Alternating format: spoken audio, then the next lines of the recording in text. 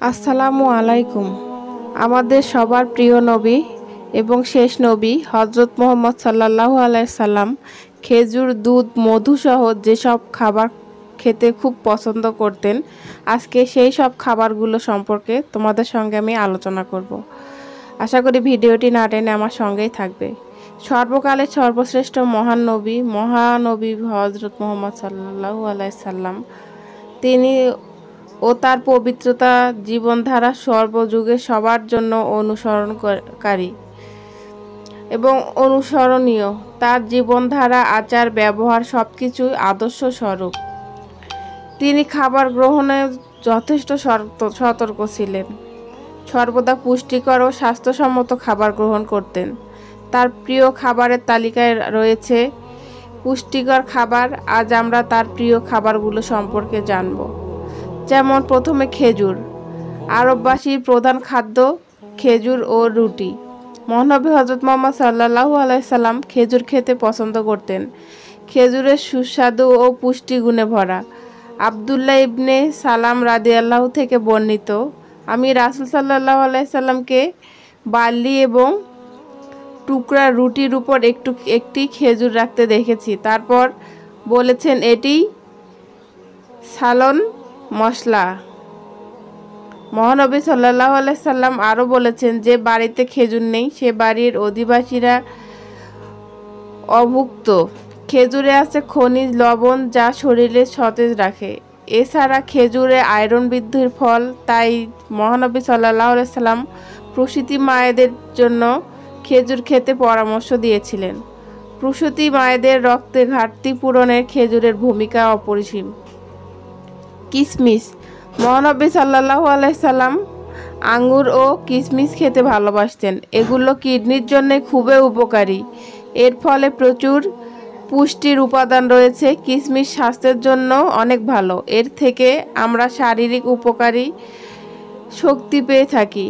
ইবনে আব্বাস রাদিয়াল্লাহু বলেছেন, রাসূল সাল্লাল্লাহু আলাইহি সাল্লাম এর কিশমিশ ভিজিয়ে রাখা হতো এবং তিনি সেগুলো পান করতেন।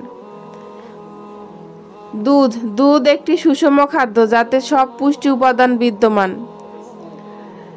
দুধ অতুলনীয়।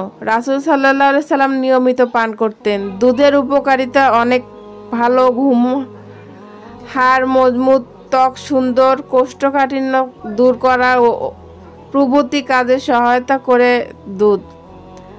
আনাস রাদিয়াল্লাহু থেকে বর্ণিত, রাসূল সাল্লাল্লাহু আলাইহি সাল্লাম মিরাজের রাতে বাইতুল মাকদিসে আমি 2 রাকাত নামাজ পড়ে বের হয়ে জিবরাইল আলাইহিস সালাম আমার সম্মুখে শরাব ও দুধের আলাদা 2টি পাত্র রাখলেন। আমি দুধের পাত্রটি নির্বাচন করি। জিবরাইল আলাইহিস সালাম বলেন, আপনি প্রকৃত ও স্বভাবজাত জিনিস নির্বাচন করেছেন। মধু। মধু আল্লাহর বিশেষ নিয়ামতগুলোর একটি আরোগ্য আছে। আয়েশা রাদিয়াল্লাহু আনহু বলেন, রাসূল সাল্লাল্লাহু আলাইহি সাল্লাম মিষ্টান্ন ও মধু পছন্দ করতেন। মধু নানা পুষ্টি ও ভেষজ গুণ রয়েছে। এটি অনেক রোগের পথ্য হিসেবে ব্যবহার হয়। রাসূল সাল্লাল্লাহু আলাইহি সাল্লাম বলেন, মধু হলো উত্তম ঔষধ। সকালে খালি পেটে মধু ও কালো জিরা খাওয়া উপকারিতা অনেক। গোশত ও রুটি তৈরি খাবার। শারিদ হলো গোশতের ঝোল, ভেজানো টুকরো রুটি দিয়ে তৈরি বিশেষ খাদ্য। মহানবী সাল্লাল্লাহু আলাইহি সাল্লাম শারিদ খেতে পছন্দ করতেন।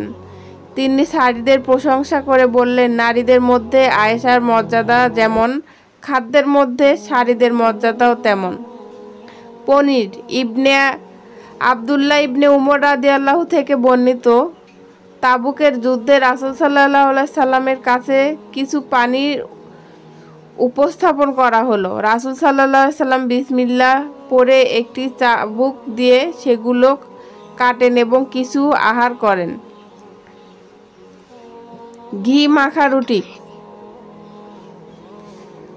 আব্দুল্লাহ ইবনে উমর রাদিয়াল্লাহু থেকে বর্ণিত, রাসূল সাল্লাল্লাহু আলাইহি সাল্লাম বলেন, যদি আমার কাছে বাদামি গমের তৈরি ও ঘিয়ে সিক্ত সাদা রুটি থাকতো তাহলে সেগুলো আহার করতাম।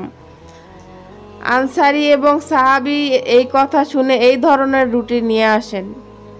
জয়তুন। রাসূল সাল্লাল্লাহু আলাইহি সাল্লাম বলেন, তোমরা জয়তুন খাও এবং জয়তুনের তেল গায়ে মাখো, কেননা এটি একটি পবিত্র বৃক্ষ থেকে তৈরি। সিরকা। জাবের রাদিয়াল্লাহু বলেন, রাসূল সাল্লাল্লাহু আলাইহি সাল্লাম তার পরিবারের কাছে সালন কামনা করেন।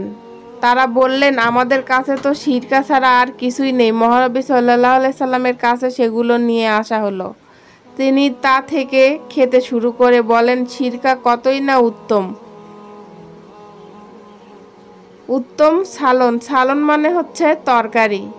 সিরকা কতই না উত্তম খাবার। জাবের রাদিয়াল্লাহু বলেন, সেদিন থেকে আমি সিরকা পছন্দ করতে শুরু করি। লাউ। আনাস রাদিয়াল্লাহু থেকে বর্ণিত, একবার এক দর্জি রাসূল সাল্লাল্লাহু আলাইহি সাল্লামকে খাওয়ার দাওয়াত করেন।